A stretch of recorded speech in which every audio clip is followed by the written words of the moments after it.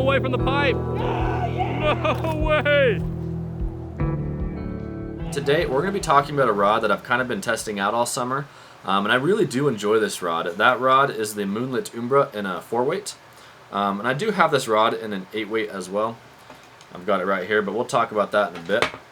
Now, some background history on this company is I did meet this company at Fly Fishing Expo in Salt Lake a few years ago, and I purchased one of their fiberglass rods, and I actually really enjoyed it.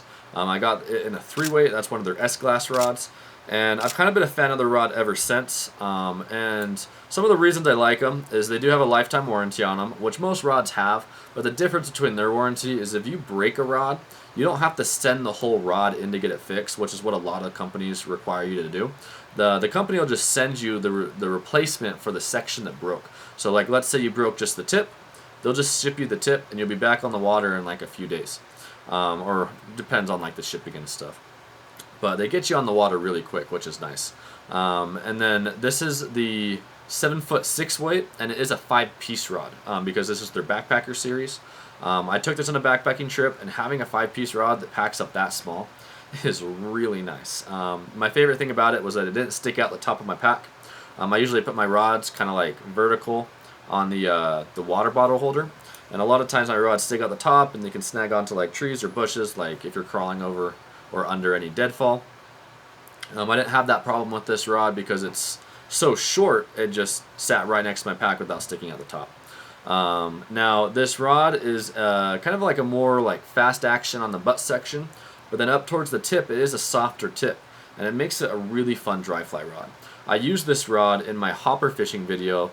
If you want to check it out, I'll have it linked above, but we caught some really nice fish throwing hoppers, and I used this rod in that whole video. And some of those fish really put this rod to the test, and it handled them really well. I would say that in terms of weight on this rod, it feels a little bit more like a 3-weight to me, based off like other rods from different brands that I've casted. But I wouldn't say quite a 3-weight. It's kind of like right in the middle of like a 3 and a 4, and that might just be because it's a 7-foot 6, where some of my other 4-weights are 8-foot rods. But I wouldn't really throw streamers on this rod. I've thrown some small ones.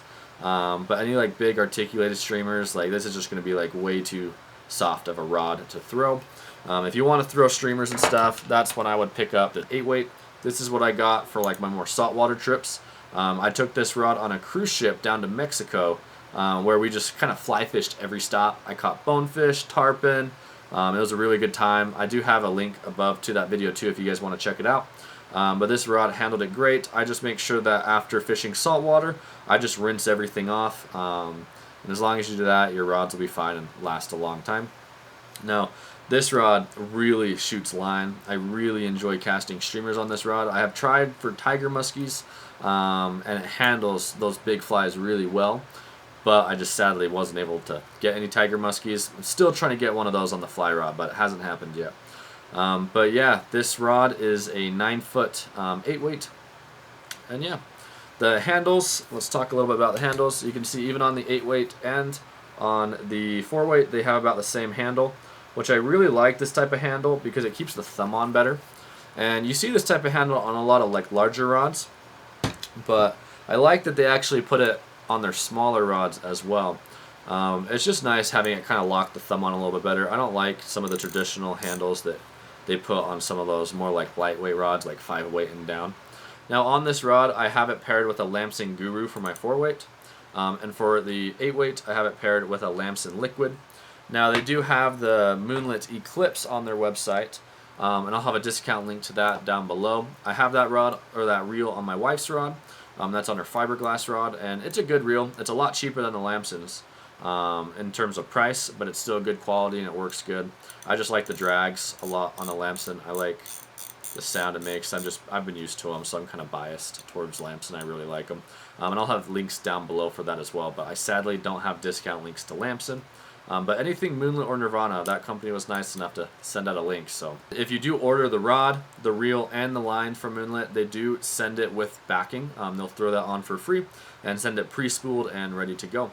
Now in terms of price for this rod, it retails for about $170, which really isn't bad. I would say this rod probably casts above that price point. Now they do have their more high-end series, which is the Nirvana rods. I really love the Moksha, but I still enjoy this rod a lot. This has become like my favorite dry fly rod. I used to have a Blue Halo Liger before this, and that rod was a lot of fun. I like that it's an 8-foot 4-weight, but I would say this rod actually casts better.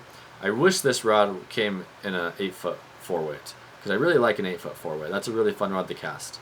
But 7'6", it's still a lot of fun. It works, and it's better for smaller and tighter water. Overall, this is a rod that I've really enjoyed fishing and will continue to use. It casts good, has a nice feel in the hands, and has a lifetime warranty backed by a good company.